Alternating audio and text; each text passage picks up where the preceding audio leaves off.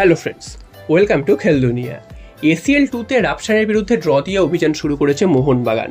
মোহনবাগানের পরের ম্যাচ ইরানের ট্র্যাক্টর এফসির বিরুদ্ধে এসিএল 2-তে, এবং সেই ম্যাচটা মোহনবাগানকে খেলতে হবে অ্যাওয়ে ম্যাচ। যদিও তার আগে আইএসএলে দুটো ম্যাচ মোহনবাগান খেলবে, তবে এই ম্যাচটা কিন্তু মোহনবাগানের জন্য অতি গুরুত্বপূর্ণ একটি ম্যাচ হতে চলেছে। কারণ মোহনবাগান যখন ইরানে গিয়ে খেলবে, এই ট্র্যাক্টর এফসি যথেষ্ট শক্তিশালী দল ইরানের, এবং শুধু ইরানের নয়, পশ্চিম এশিয়ার অন্যতম শক্তিশালী দল এই ট্র্যাক্টর এফসি। এবং গতদিনের যদি রেজাল্ট তোমরা দেখো, আল ওয়াকরার বিরুদ্ধে তারা কিন্তু 3-0 গোলের ব্যবধানে জিতেছে, তারা অ্যাওয়ে ম্যাচ খেলতে গিয়ে। তো বুঝতেই পারছো কতটা শক্তিশালী দল, এবং মোহনবাগানের মতন দল যখন ট্র্যাক্টর এফসির হোম ম্যাচ মানে ট্র্যাক্টর এফসির ঘরের মাঠে গিয়ে খেলবে, তাহলে মোহনবাগানের জন্য সেটা কতটা কঠিন হতে চলেছে।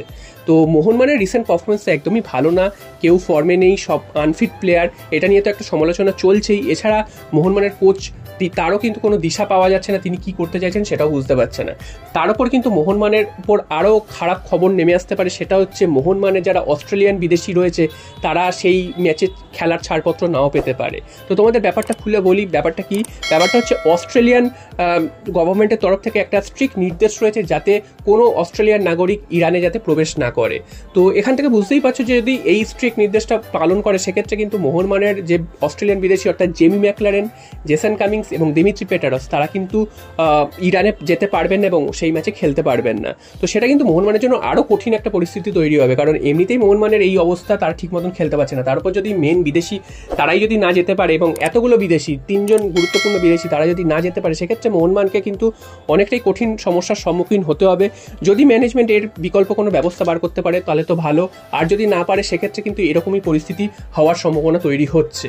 তো আমরা দেখেছি যে ভারতীয় প্লেয়াররা কিন্তু সে অর্থে কোনো ডিফারেন্স করতে পারছেন না। ভারতের ন্যাশনাল টিমের কিন্তু বেশিরভাগ প্লেয়ার মোহনবাগানে রয়েছে, তবে আগের দিনের খেলা দেখে আমরা বুঝতে পারছি যে তারাও কিন্তু কোনো ডিফারেন্স করতে পারছে না। তো বিদেশিরাই কিন্তু ভরসা, এবং বিদেশিরাই কিন্তু যার ডিফারেন্সটা গড়ার গড়বে। যদিও এই ম্যাচ থেকে যে মোহনবাগান পয়েন্ট পেতে পারে বা মোহনবাগান জিতে আসতে পারে, সেটা কিন্তু অতি বড় মোহনবাগান সমর্থকও ভাববে না, কারণ ট্র্যাক্টর এফসি, যেটা প্রথমেই বললাম যে পশ্চিম এশিয়ার অন্যতম গুরুত্বপূর্ণ শক্তিশালী দল, এবং তাদের হোম ম্যাচে খেলা, সে হোম মাঠে গিয়ে খেলা, সেটা কিন্তু খুবই কঠিন একটা ব্যাপার। এবং তাদের যে সমর্থক পুল, সেখানে কিন্তু প্রায় 60-70 হাজার সমর্থক মাঠে খেলা দেখতে আসে, এবং তাদের যে গ্যালারির যে অ্যাক্টিভিটি, সেই অ্যাক্টিভিটি কিন্তু দুর্দান্ত। তো এইরকম কঠিন সমর্থকদের মুখে কিন্তু মোহনবাগান কেন ভারতের অন্য কোনো দল আর পড়েছে বলে কেউ মনে করতে পারছে না, এবং মোহনবাগানকে কিন্তু এটাকে একটা কঠিন ম্যাচ হিসাবেই দেখতে হবে। এবং এই ম্যাচ থেকে কোনোভাবে যদি পয়েন্ট মোহনবাগান কাটতে পারে, সেটা কিন্তু মোহনবাগানের জন্য যথেষ্ট প্রশংসাযোগ্য হবে। এবং মোহনবাগানকে যত তাড়াতাড়ি সম্ভব এই পজিশন থেকে বেরিয়ে আসতে হবে। মাঝখানে দুটো আইএসএল এর ম্যাচ রয়েছে, সেই আইএসএল এর ম্যাচগুলোতে ফোকাস করতে হবে, এবং তারপর কিন্তু এই 2 তারিখ আগামী 2রা অক্টোবর এই ম্যাচটি খেলতে হবে। এবং তার আগে যদি মোহনবাগান এই সমস্যার সমাধান করতে পারে, যে অস্ট্রেলিয়ান প্লেয়াররা যাতে ইরানে খেলতে যাওয়ার একটা ছাড়পত্র পায়, সেই ব্যবস্থা করতে পারে, তাহলে ভালো। আর যদি না পারে, সেক্ষেত্রে কিন্তু মোহনবাগানের হাতে থাকবে 4 জন বিদেশি। সেখানে তাদের মধ্যেও কিন্তু 1-2জনের চোট রয়েছে ডিফেন্সে, যেমন টম অ্যালড্রেড বা রড্রিগেজ, তাদের মধ্যে একজন খেলতে পারবেন কি পারবেন না, সেটাও একটা সমস্যা রয়েছে। এছাড়া কিন্তু নুনো রেইস, তিনি কবে আসবেন সেটা জানা নেই, তিনি এসেই যে খেলতে পারবেন তারও কোনো সিওরিটি নেই, এবং গ্রেগ স্টুয়ার্ট। তো এই 4 জন ছাড়া কিন্তু মোহনবাগানের হাতে কিন্তু আর অপশান থাকবে না। তো তাই জন্য ম্যাচটা কিন্তু খুবই কঠিন হতে চলেছে মোহনবাগানের। যদি সবাই খেলে তাহলেও কঠিন হবে, আর যদি না খেলতে পারে বা এই সমস্যার সম্মুখীন হয়, তাহলে কিন্তু ম্যাচটা মোহনবাগানের জন্য কঠিন থেকে কঠিনতর হতে চলেছে। এছাড়া কিন্তু মোহনবাগানের রিসেন্ট যা পারফরমেন্স, সেটা পারফরমেন্স থেকে কিন্তু সমর্থকরা একদমই সন্তুষ্ট নয়।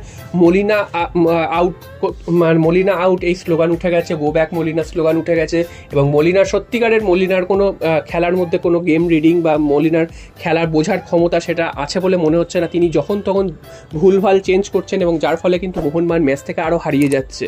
এমনিতেই আনফিট প্লেয়ার ঠিক মতন প্রিসিজন না করার ফলে মোহনবাগান কিন্তু একটা সমস্যার সম্মুখীন হয়েছে। ম্যাচে 90 মিনিট সবাই দৌড়ানোর মতন ক্ষমতায় নেই, হাঁপিয়ে যাচ্ছে ম্যাচ, প্লেয়াররা প্রচণ্ড স্লো হয়ে যাচ্ছে ম্যাচে, কিন্তু একটা টাইমের পর তারা কিন্তু আর দিশা খুঁজে পাচ্ছে না।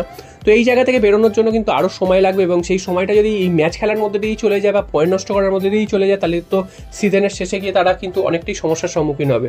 তো দেখা যাক এই জায়গা থেকে কী করে মোহনবাগান বেরোতে পারে, এবং মোহনবাগানের এই যে পরিস্থিতি সৃষ্টি হয়েছে, এখানে যদি মলিনা যদি এর পরের ম্যাচগুলো যদি জিততে না পারে বা পুরো পয়েন্ট না পায়, সেক্ষেত্রে কিন্তু মলিনার চাকরি বাঁচানো কিন্তু সমস্যায় দাঁড়াবে। তো মোহনবাগান হয়তো আরও 2-3টে ম্যাচ সময় দেবে, সেখানে যদি ভালো ফল করতে পারে মলিনা তাহলে তো ভালো, আর যদি না পারে সেক্ষেত্রে কিন্তু মলিনার কিন্তু থাকা কিন্তু অনেকটাই চাপ হয়ে যাবে, কারণ সমর্থকদের মধ্যে থেকে এখন থেকেই গো ব্যাক মলিনা স্লোগান উঠে গেছে, এবং মলিনাও যে কোনো ভালো কিছু করতে পারছেন সেটা একদমই না। এবং কিছু কিছু জায়গা থেকে শোনা যাচ্ছে যে মলিনা ড্রেসিং রুমে যে রাশ, প্লেয়ারদের যে একসাথে বেঁধে রাখা, সেটা কিন্তু তিনি পারছেন না, তার হাত থেকে রাশ কিন্তু বেরিয়ে গেছে এবং ড্রেসিং রুমে কিন্তু তিনি সেইভাবে কন্ট্রোল করতে পারছেন না।